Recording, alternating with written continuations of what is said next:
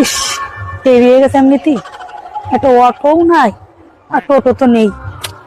উফ, কার motor cycle আসতে উঠে যেতাম। ওই যে একটা গাড়ি আসতেছে, উঠে যাই।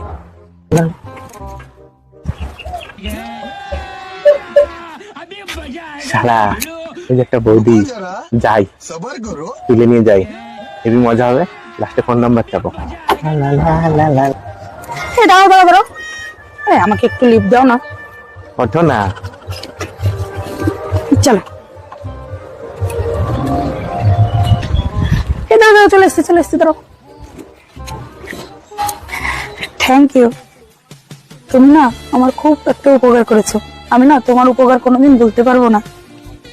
বলছি কি বৌদি, তোমারে না এরকম উপকার আমি রোজ করতে চাই। তাই তোমার নাম্বারটা দাও আর একটু। তুমি আমার নাম্বার নেবে? High high. চোখ বুঝো, চোখ বন্ধ করো,